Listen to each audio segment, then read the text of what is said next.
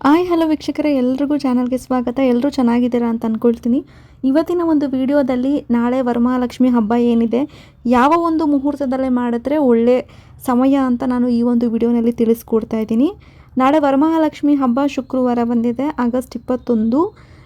ಈ ವರ್ಷ ತುಂಬ ಗೊಂದಲಗಳಿತ್ತು. 21ನೇ ತಾರೀಕು 28ನೇ ತಾರೀಕು ಹಬ್ಬ ಮಾಡೋದು ಅಂತ.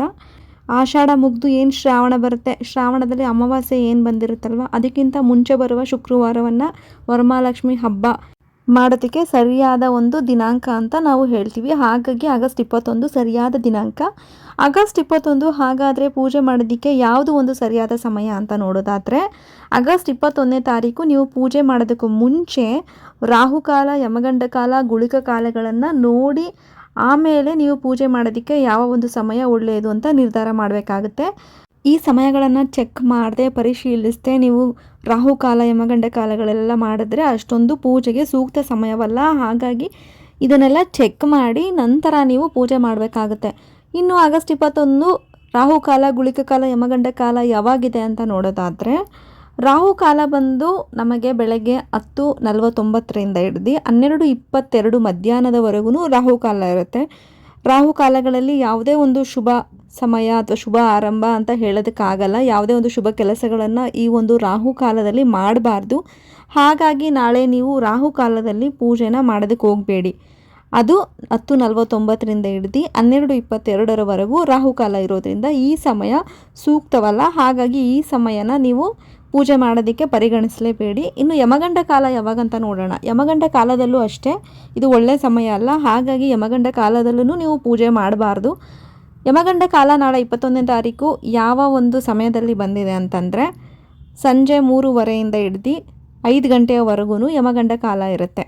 ಅಂದರೆ 21ನೇ ತಾರೀಕು ಸಂಜೆ ಅಥವಾ ಮಧ್ಯಾಹ್ನ ಏನು ಕರಿತೀವಿ, 3:30 ಹಿಡಿದು ಸಂಜೆ 5 ಗಂಟೆವರೆಗೂ ನಿಮಗೆ ಯಮಗಂಡ ಕಾಲ ಇರೋದರಿಂದ ನಾಳೆ ನೀವು ಈ ಒಂದು ಸಮಯದಲ್ಲಿ ಪೂಜೆನ ಮಾಡಬಾರ್ದು.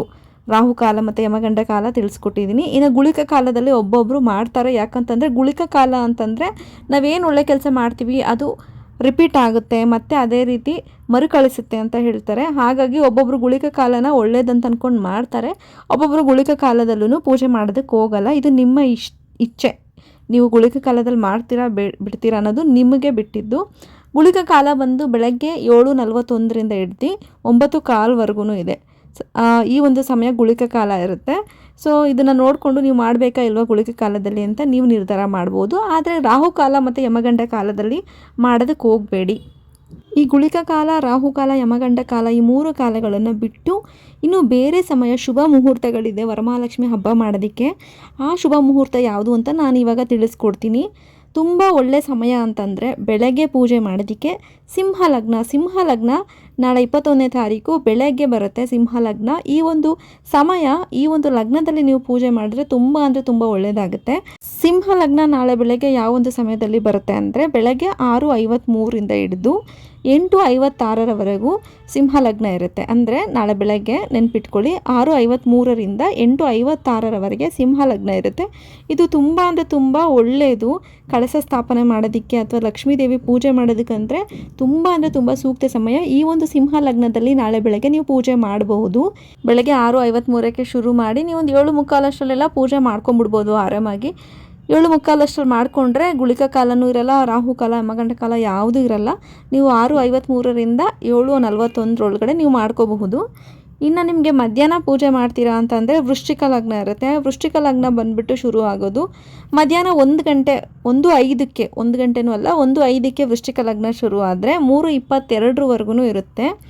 1:05 3:22 ನಿಮಗೆ ರಾಹುಕಾಲ ಬರೋದಿಲ್ಲ. ಹಾಗಾಗಿ ನೀವು ಆರಾಮಾಗಿ ಪೂಜೆ ಮಾಡ್ಕೋಬೋದು. ಹಾಗೆ ಗುಳಿಕ ಕಾಲನೂ ಬೆಳಗ್ಗೆನೇ ಮುಗ್ದೋಗಿರುತ್ತೆ. ರಾಹುಕಾಲ 12:00 ಮುಗ್ದೋಗ್ಬಿಡುತ್ತೆ.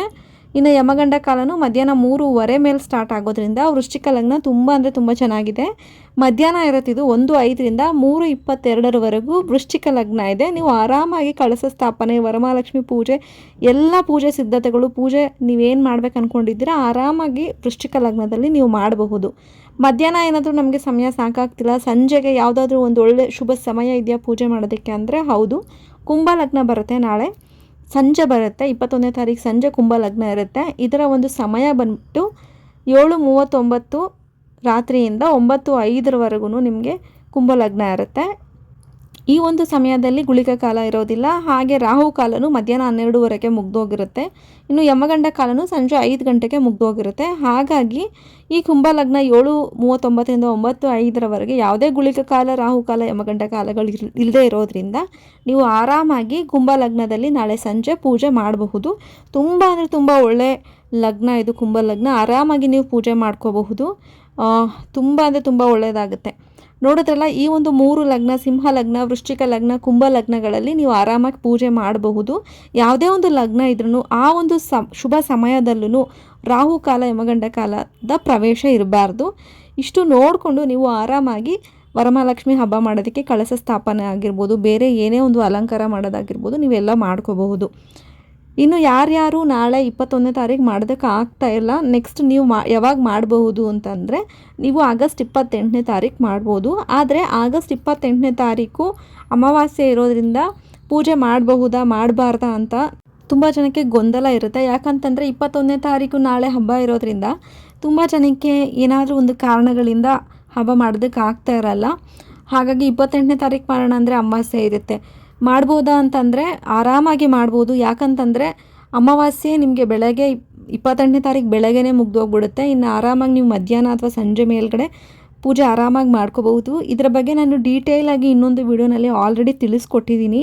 28ನೇ ತಾರೀಕು ಯಾವ ಒಂದು ಟೈಮಿಂಗ್ಸಲ್ಲಿ ಪೂಜೆ ಮಾಡಿದ್ರೆ ಒಳ್ಳೆಯದಾಗುತ್ತೆ, ಅಮಾವಾಸ್ಯೆ ಯಾವಾಗ ಮುಗಿಯುತ್ತೆ, ಅಮಾವಾಸ್ಯೆ ಮುಗಿದ ನಂತರ ಯಾವಾಗ ನೀವು ಪೂಜೆ ಮಾಡ್ಬೋದು, ಅದೆಲ್ಲ ಡೀಟೇಲ್ಸನ್ನು ನಾನು ಆಲ್ರೆಡಿ ತಿಳಿಸ್ಕೊಟ್ಟಿದ್ದೀನಿ.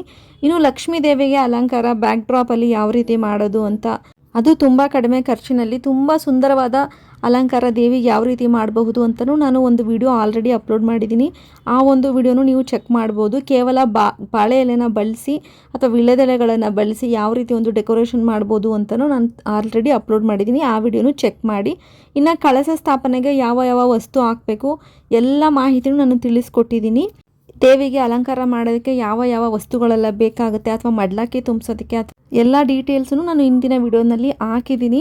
ಮುಖ್ಯವಾಗಿ ನಾಳೆ ಹಬ್ಬ ಇರೋದ್ರಿಂದ ಈ ಪೂಜೆ ಟೈಮಿಂಗ್ಸ್ ಏನಿರುತ್ತೆ ಅದನ್ನು ನೀವು ನೋಡಿಕೊಂಡು ಮಾಡಬೇಕಾಗುತ್ತೆ. ಯಾಕಂತಂದರೆ ಎಲ್ಲ ಸಿದ್ಧತೆ ಮಾಡಿಕೊಂಡು ಒಂದು ಶುಭ ಸಮಯದಲ್ಲಿ ನೀವು ದೇವಿ ಪೂಜೆ ಮಾಡಲಿಲ್ಲ ಅಂತಂದರೆ ಅರ್ಧಕ್ಕರ್ಧ ಎಲ್ಲ ನೀವು ಮಾಡಿರೋ ಪ್ರತಿಫಲ ವೇಸ್ಟ್ ಆಗಿಬಿಡುತ್ತೆ. ಹಾಗಾಗಿ ಪೂಜೆ ಸಮಯ ತುಂಬ ಅಂದರೆ ತುಂಬ ಮುಖ್ಯ.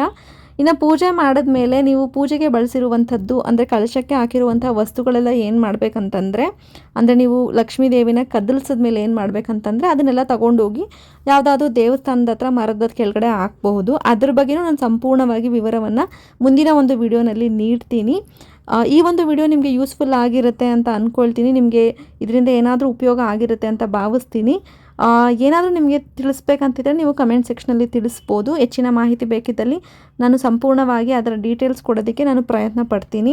ಹೋಪ್ ನಿಮಗೆ ಈ ವಿಡಿಯೋ ಇಷ್ಟ ಆಗಿರುತ್ತೆ ಅಂತ ಭಾವಿಸ್ತೀನಿ.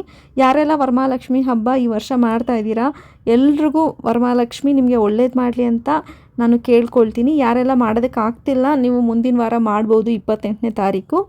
ಈಗ ಹೇಳ್ತಾ ನಾನು ಈ ಒಂದು ವಿಡಿಯೋನ ಎಂಡ್ ಮಾಡ್ತೀನಿ. Thank you so much. ಧನ್ಯವಾದಗಳು ವೀಕ್ಷಕರೇ.